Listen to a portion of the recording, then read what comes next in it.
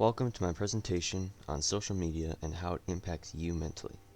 First of all, social media does impact you in a negative way if it is used in a way that encourages this. It is very easy to use it in a way that encourages this, and we will cover a lot that has to do with that topic. So first of all, social media use should be limited in all respects to a rational amount, if only because of the single fact the use of any one thing that is addicting, let alone specifically designed to manipulate you into keeping you on its platform, is unhealthy. Social media undoubtedly has an alarmingly harmful potential. Just watch this clip featuring a former Facebook executive. I think the tools that have been created today are starting to erode the social fabric of how society works. We know for a fact that what all of these systems do, every single one, is it exploits our own natural tendencies in human beings to get and want feedback. And that feedback, chemically speaking, is the release of dopamine in your brain. And so what these feedback loops do, they get you to react.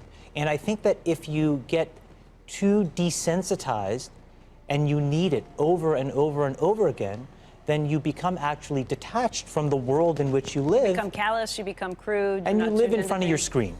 Now those are powerful words coming from someone that used to work at Facebook. Now let's take a look at how different social media platforms try to keep you on their app as long as they can.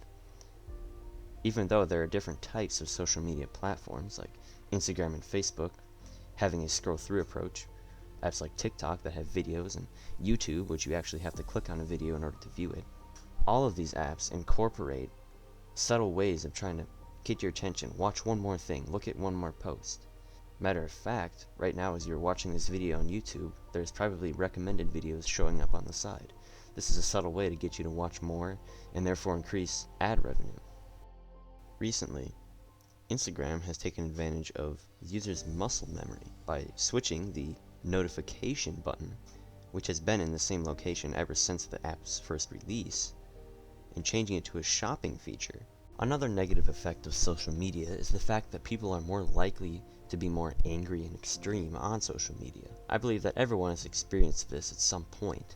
Cyberbullying and so-called keyboard warriors are an example of this. People that normally in real life would not be this confrontational, but since there are almost little or no consequences to your actions on social media most of the time, you see this happening a lot more often. A study conducted shows that 26% of teens say that social media makes them feel worse about their own life. Even though that's only 1/4, it's still staggeringly high if you think about it. Now before you go throwing your phone away like this, hold on, we haven't gotten to the positives yet. Studies have shown that if you interact with people in positive ways, such as commenting, liking, and sharing, social media can actually make you happier instead of leaving you feeling depressed or down. Performing actions that you would normally do in real life, for instance, engaging in group conversations, sharing things that you find funny or interesting with your friends, and just plain laughing can actually help increase your happiness throughout the day. I think we can all agree that the original idea of social media was not to maximize profit or manipulate users into using the platform longer. It was to create a community through the internet, making it possible for people all over the world to connect. In conclusion, I would urge everyone to use social media in a way that suits you best. Try to reduce the amount of time that you spend on it, and maximize the happiness that you can gain from it. And if you notice something that is negatively impacting you, try to eliminate it. It can usually be as simple as unfollowing or deleting an app. Thanks for watching, and I hope you enjoyed my presentation.